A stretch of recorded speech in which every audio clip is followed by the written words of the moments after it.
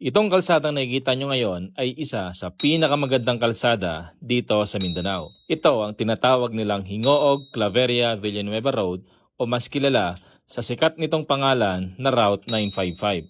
Ito ay sikat na sikat dahil sa napakaganda nga naman itong kalsada na may 2 to 4 lanes na rin. Ito rin ang nagsisilbing diversion road kung saan makakatipid ka sa biyahe mo ng 50 kilometers. Tipid ka na sa gasolina ay makakatipid ka rin sa oras ng biyahe mo. Dagdag mo pa dyan ang talaga namang sulit na mga tanawin na makikita mo rito. Sa kahabaan nga ng nakakamanghang kalsadang ito ay matatanaw mo rin ang naggagandahang mga punong kahoy tulad ng lawaan, molave at pine trees. Dito nga sa aerial shot natin ay kapansin-pansin din ang naggagandahang mga bahay.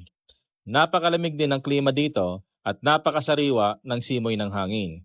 At madalas nga ay merong hamog na nagdadagdag experience sa biyahe mo dito.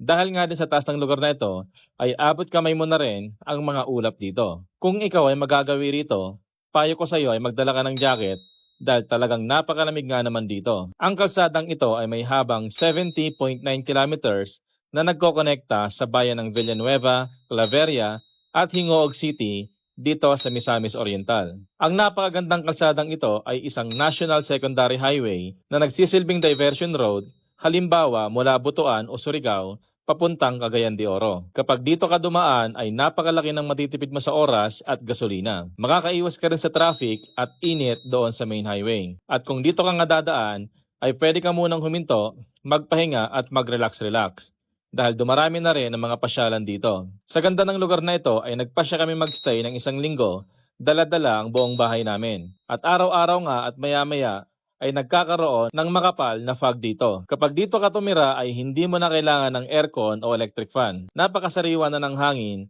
ang laki pa ng tipid mo sa kuryente. At kitang-kita nyo naman na wala pang bahid ng polusyon dito.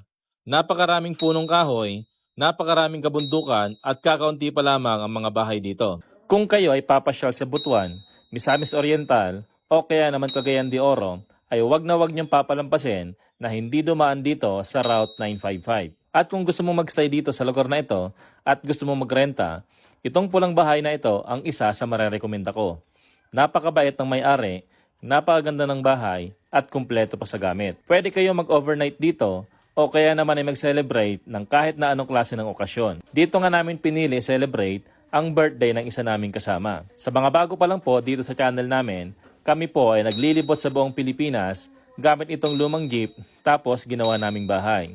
At mula nga sa Luzon ay nakabiyahe na kami papuntang Visayas at ngayon ay natawid na namin rito sa Mindanao. Hindi magtatagal ay makakarating na rin kami dyan sa probinsya nyo. Kamusta nga po pala ang mga kalsada dyan sa probinsya nyo? Pa-comment naman ako kung ano ang pwede naming madaanan dyan.